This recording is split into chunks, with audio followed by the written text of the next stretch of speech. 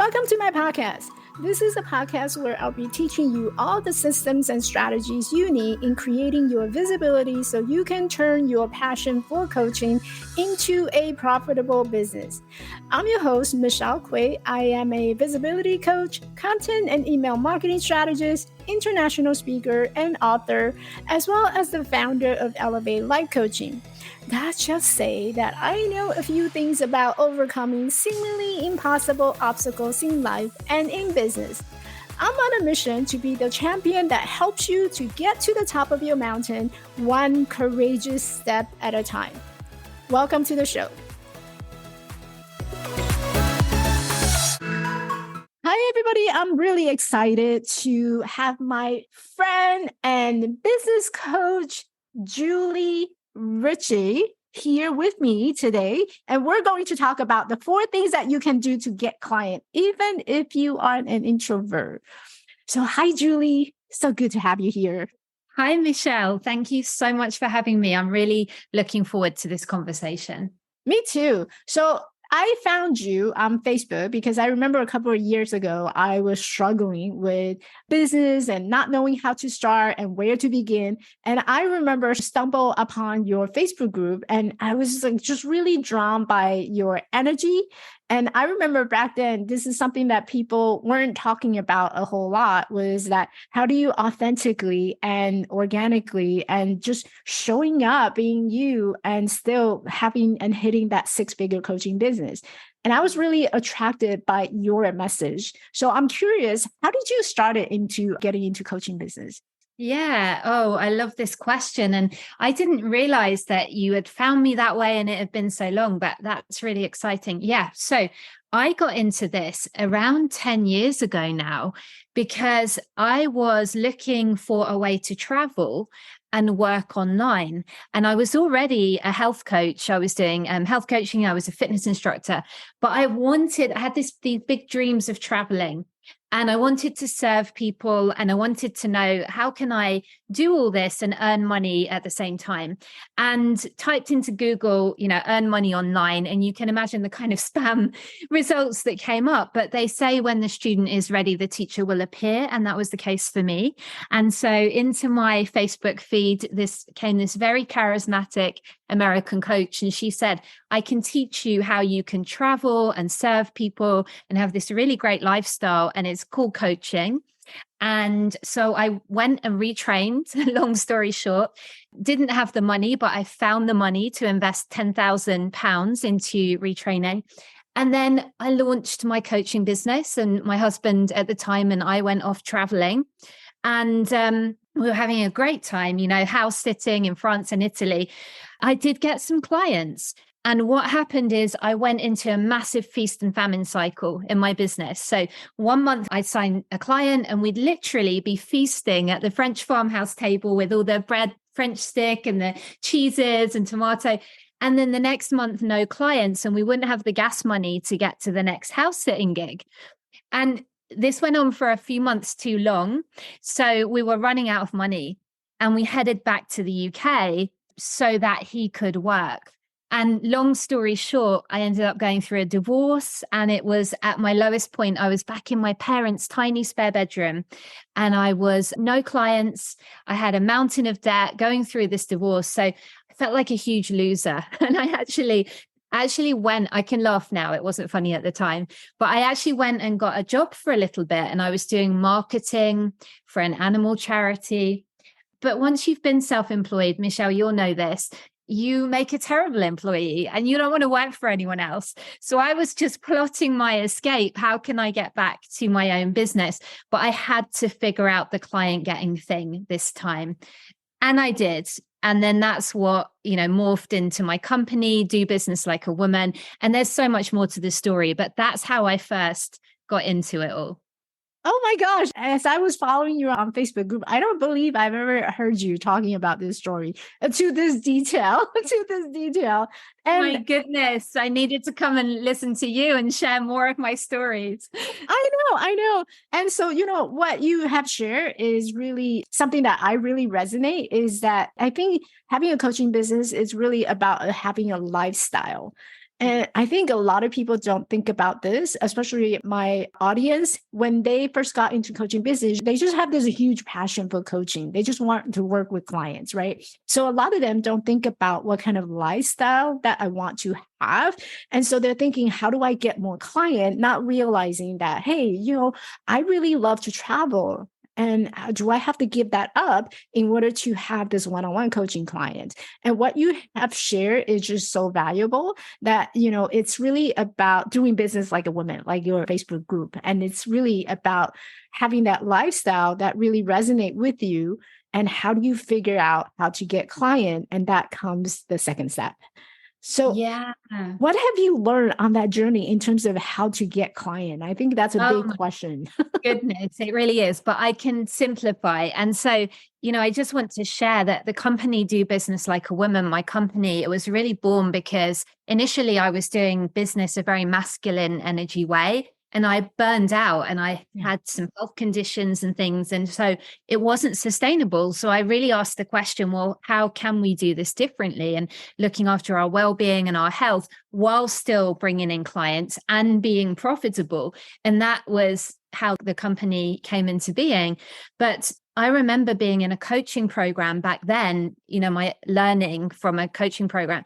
And it was a good program, but they were bombarding me with information about all the marketing tactics and all the things I had to do. And I remember it was exhausting. It was like networking, blogging, SEO, Facebook, Instagram, podcast. It was like drinking from a fire hose. And what I found was I was doing so much activity, but I really wasn't getting a lot of traction. And when I did get a client, I wouldn't know how the heck I actually got that client.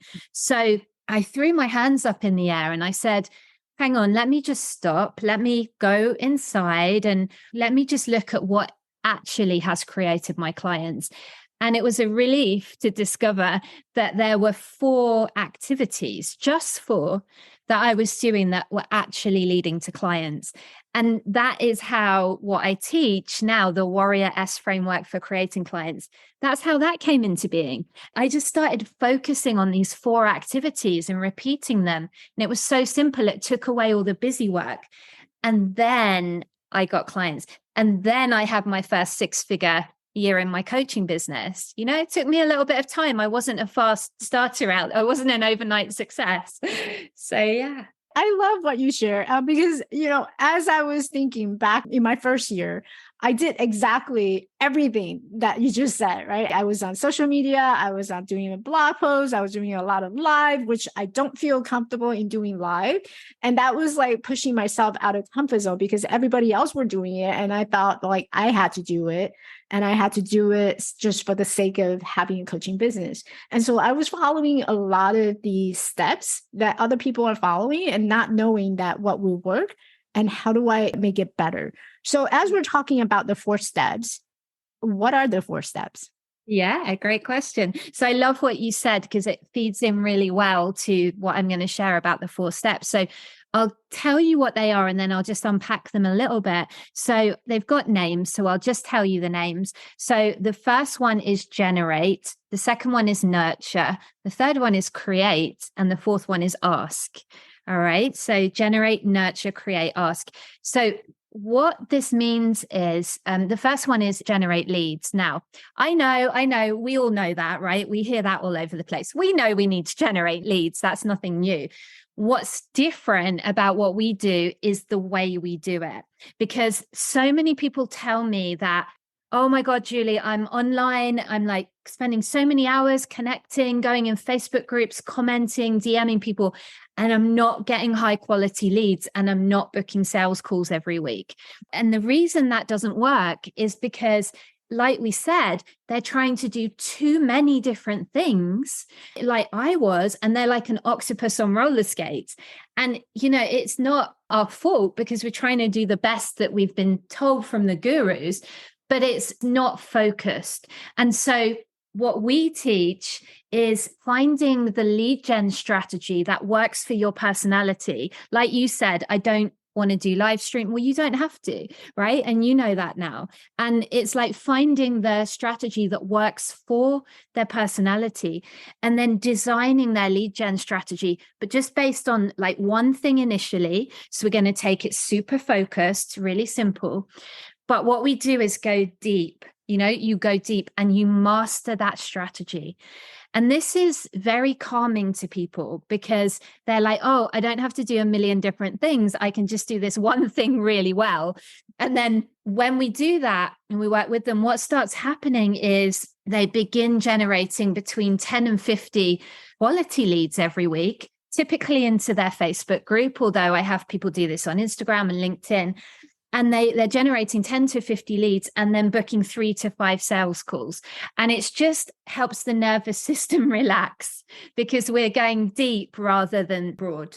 I love that because it's such a relief, like you said. It almost feels like a drop of weight on my shoulder to hear that, oh, I don't have to be on every social media platform. I don't have to do all these that, being on videos or dancing my way on Instagram Reels, which I had no idea of how to do. And I still don't know how to do. Me either. No, I don't do that. Yeah. And a lot of coaches have come to believe that in order for my Instagram to blow up, in order to have that viewership, I need to dance my way into the Reels, which is not true. And it's such a relief to know that there's strategies that you can use and implement that will work for you to generate the leads. And a lot of people have, looking around and spending their money and wasted money on lead generation, like Bark. I'm pretty sure that you have heard of these lead generating apps that help people finding leads. But then when you really get onto the discovery call, they're not really quality leads. No, I haven't. I mean, I tend to stay away from stuff like that. It's like even appointment setters, and I'm sure there are some good ones out there, but I've heard enough stories with my colleagues and my peers where they do that and the quality of leads, like you say, just isn't there. And the sales calls are not closing and they're not clients that you'd want to work with. So I tend to steer away from all those kind of things and really just stick with the timeless strategies that work rather than the tactics or the next hot thing. Mm-hmm. Yeah.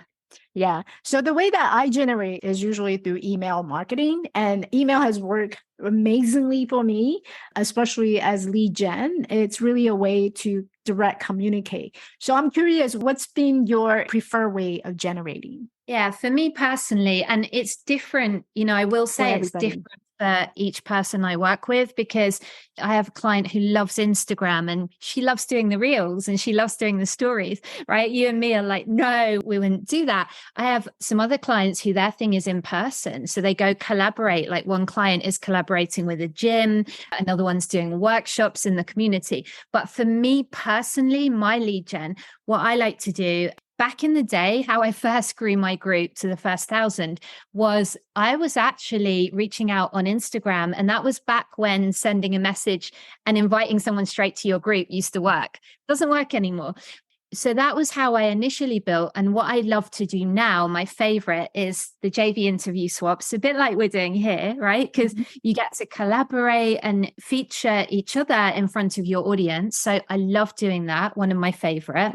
And that tends to bring, I find, it'd be interesting to hear what you think, but really high quality leads. So I love doing that. I also, at this point, pay $91 a month to post in a group. And I just do that once a week. And I invite people over to my group and share the value that they will get. So I do that. And that brings kind of a mixed bag. So that's more numbers, but I'd sift through those leads pretty carefully to pre-qualify whether they should come into my group. And then occasionally I'll do something like a summit, or I'm experimenting. Actually, I haven't done this yet, but I'm going to be hosting some in-person lunches and brunches. So that could be fun. That would be fun. I wish I'm in UK now. I wish you were too. But this is what has worked for me. And this is what, between those strategies, it brings in a nice mixture and a nice number of leads each week. Now, I will say, I didn't do all those in one go. I got really, really good at one, really, and got it working before I added the next one. And that is so key. Does your life coaching business attract the right clients to you? You're finding yourself stuck and not sure where to begin, how to start in order to attract and connect with your dream clients. This idea of posting on social media about your coaching business is just so overwhelming that you find yourself getting all caught up in questioning, what type of content should I post? What do I need to say in order to get them to stop the score and get more clients? Imagine you can write, speak, create any messages that resonate with your potential dream client without sacrificing your uniqueness. Having the flow with your words, the language that you use that makes yourself memorable to your audience who will naturally be drawn to you. And at the end of the day, creating a marketing style that attracts your dream client who feels aligned so that you can build stronger bonds, happier clients, and closing more leads. I completely understand, and that is why I created this simple guide to start a conversation that would inspire people to take action and transform the way that you market your coaching business, all in 5 simple, easy to follow steps.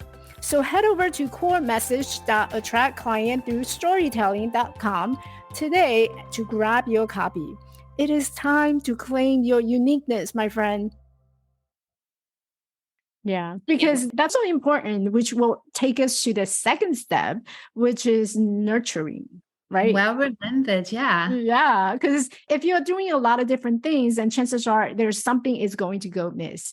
And once you have those leads, you have to find a way to nurture them. How are you going to love your people so that they want to work with you, right? It goes into the nurturing aspects of it. So walk us through the second step. Yeah, nurturing. So what I find, Michelle, is so many coaches and entrepreneurs, they don't do this step well. It's kind of where the gap is. And look, me too. I was the same, right? I had to learn this because it doesn't come natural. It's like, we do all the work to generate the leads, and then they just sit there in our Facebook group or on our email list, and we don't do a good job of communicating and warming them up and having a conversation. So, again, it varies as to what channel you use, but the nurturing piece is around having an effective, repeatable process that you consciously take a lead through all the way from hello to client. And there are some stages in there, and it's about getting to know that person, uncovering their needs.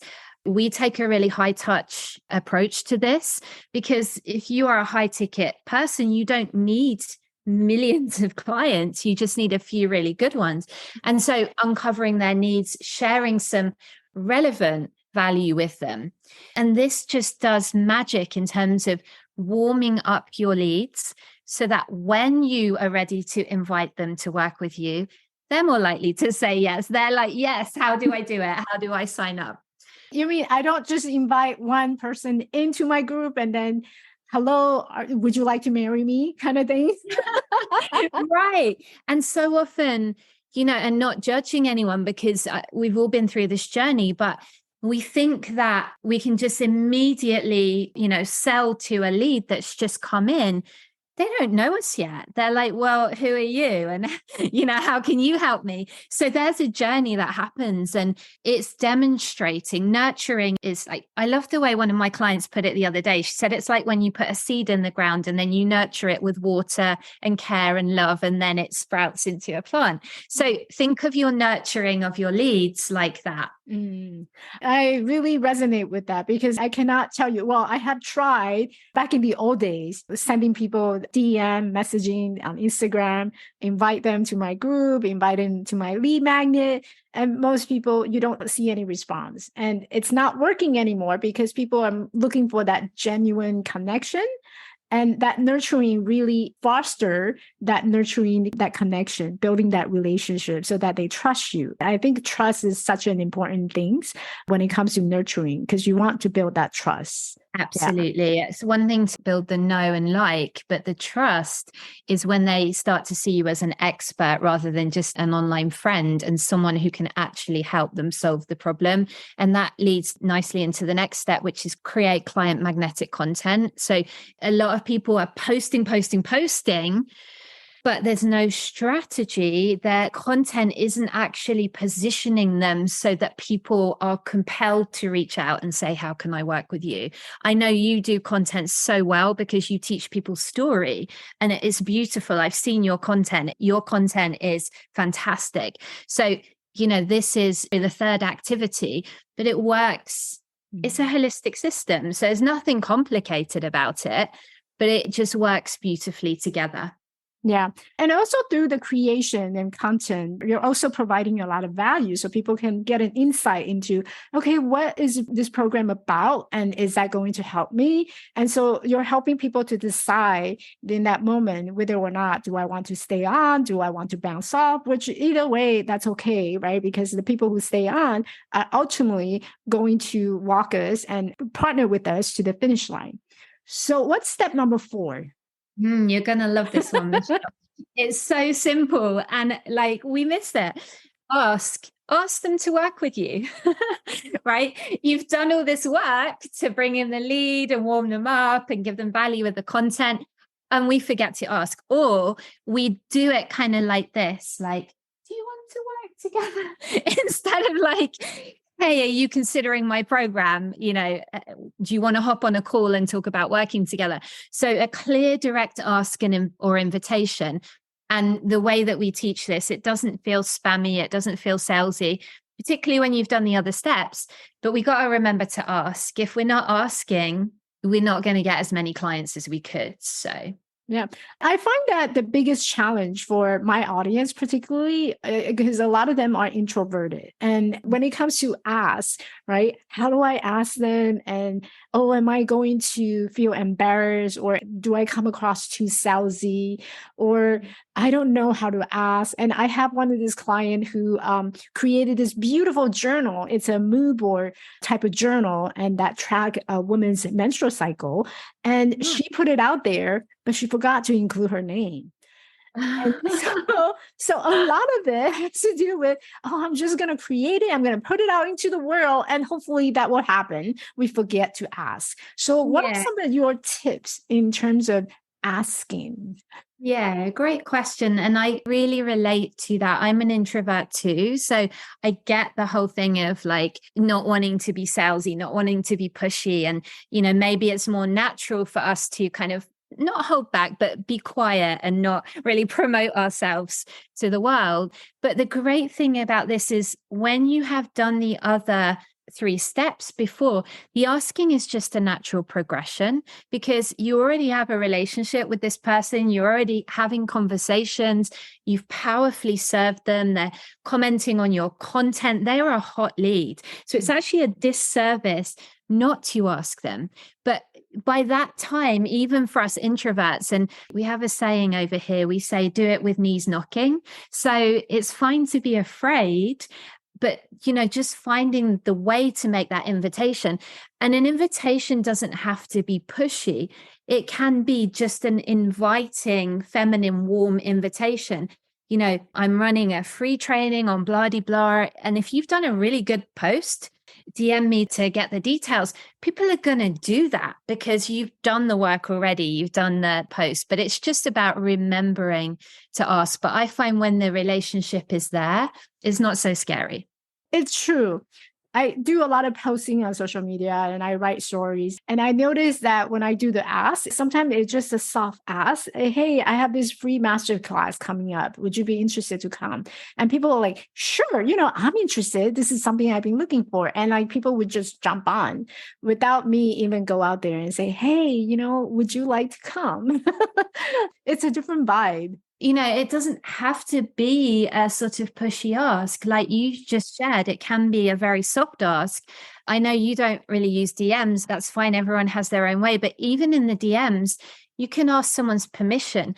Are you interested in? Would you like? Shall I send you the details? It's asking permission. It's very different from those spammy messages we get where someone's just like, hey, you don't know me, but here's my thing. And can I sell you this? And we're like, ew, no.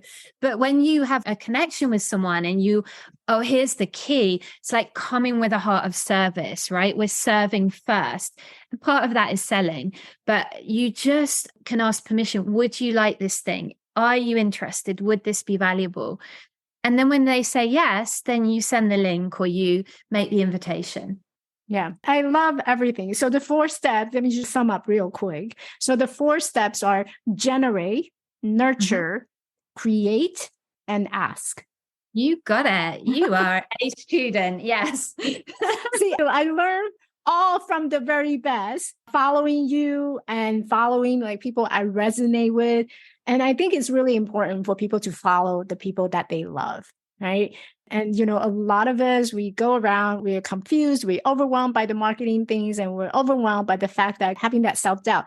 As a health coach or wellness coach, can I hit that 6 figures?